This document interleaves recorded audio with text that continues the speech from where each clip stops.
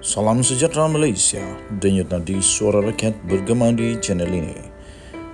Jangan lupa tekan butang subscribe, like dan share. Malaysia kita punya, cintai Malaysiaku, kita jaga kita.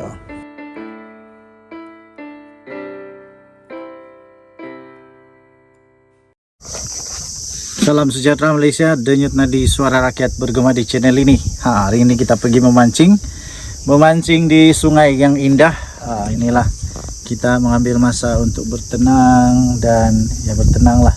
Tapi sebelum itu saya ingin ucapkan bilion terima kasih kepada semua yang sudah tekan butang subscribe, like dan share. Terima kasih juga yang sudah join member. Baik. Berita yang menggemparkan seluruh Malaysia pastinya tentang kes SRC Najib Razak disahkan. Najib Razak tidak ada harapan lagi dan Najib Razak akan sah mereput di dalam penjara dan dia akan menghabiskan masa hidupnya 12 tahun di penjara. Dengan ini kes SRC International 42 juta ringgit Malaysia, Mahkamah Persekutuan mengesahkan telah menolak permohonan semakan Najib Razak.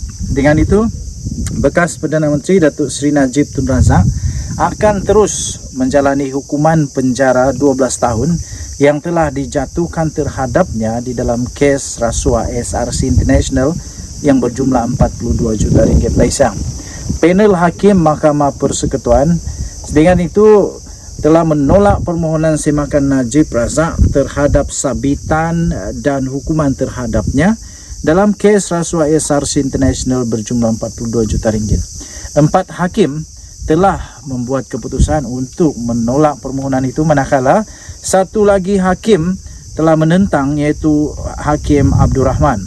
Bagaimanapun dengan majoriti 4-1 itu, maka dengan itu Najib kalah dan disahkan dia akan meneruskan hukuman penjaranya selama 12 tahun di mahkamah. Tuan-tuan dan puan-puan yang dihormati sekalian, itulah natijahnya kalau ambil rasuah.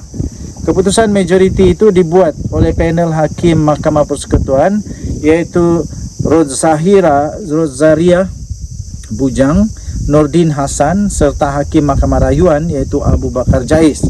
Keputusan hari ini selari dengan keputusan yang telah dibuat pada 23 Ogos tahun yang lalu iaitu panel hakim yang telah dipengerusikan sendiri oleh Ketua Hakim Negara Malaysia, iaitu Tengku Maimun Tuan Mat, yang mengekalkan sabitan bersalah dan hukuman penjara 12 tahun dan juga denda 210 juta ringgit terhadap Najib Razak. Dengan itu tidak ada lagi isu yang tidak adil kepada Najib Razak. Selesai sudah segala-gala usaha yang telah boleh dilakukan oleh Najib dan pasukan peguamnya dan disahkan.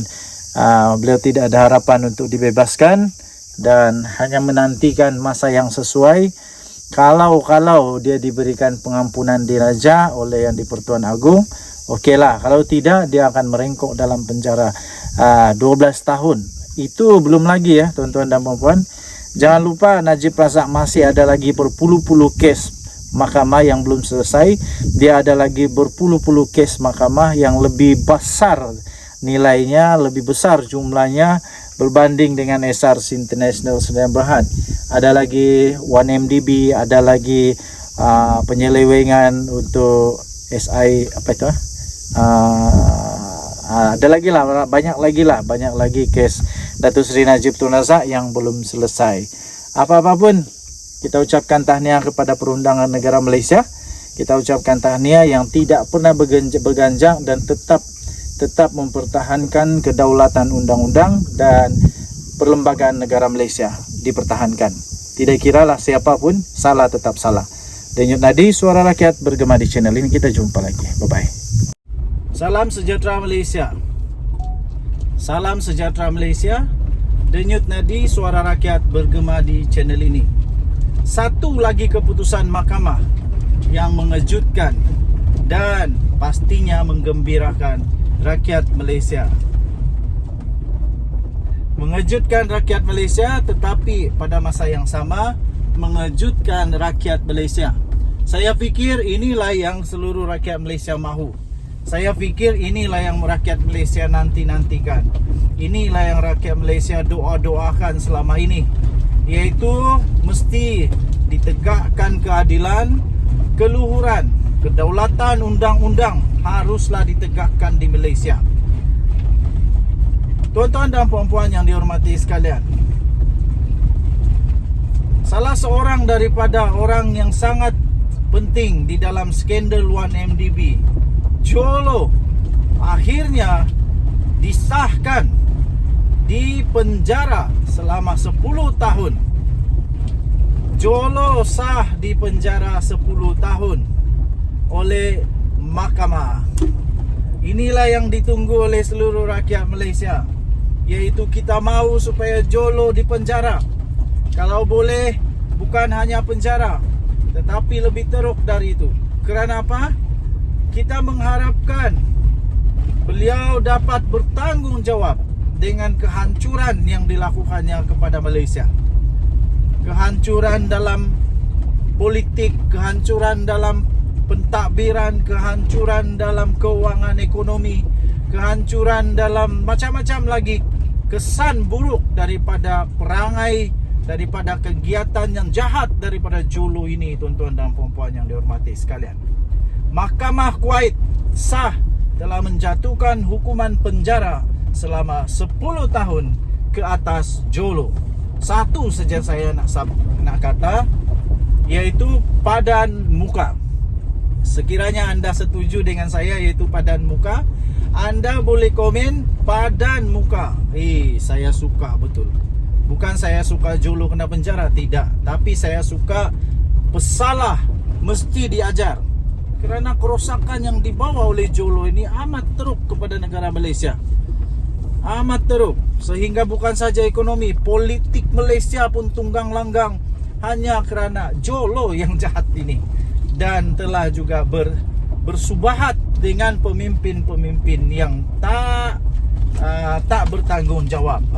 Okey, tuan-tuan dan puan-puan, sebuah mahkamah di Kuwait pada hari ini telah mensabitkan kesalahan kepada ahli perniagaan dalam buruan, walaupun tanpa kehadirannya semalam atas tuduhan pengubahan wang haram berhubung dengan skandal 1MDB yang terkenal di seluruh dunia.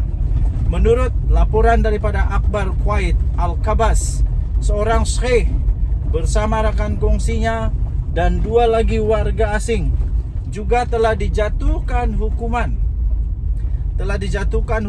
penjara 10 tahun, manakala seorang peguam dijatuhkan hukuman 7 tahun atas tuduhan pengubahan wang haram melibatkan dana Malaysia itu.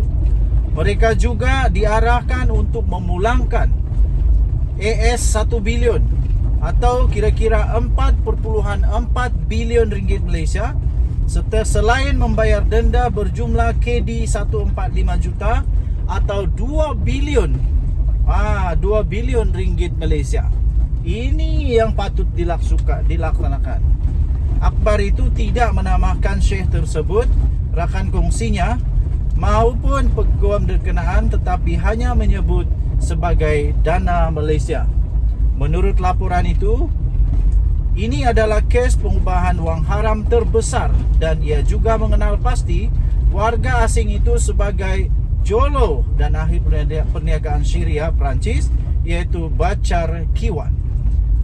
Okey, sementara itu laman Sarawak Report pula berkata dana Malaysia yang dimaksudkan itu ialah 1MDB.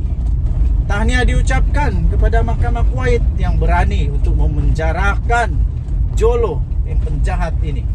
Kita harap-harap Mahkamah Malaysia pun akan mengambil tindakan yang sama sekiranya memang bersalah. Denyut nadi suara rakyat bergema di channel ini. Bye-bye.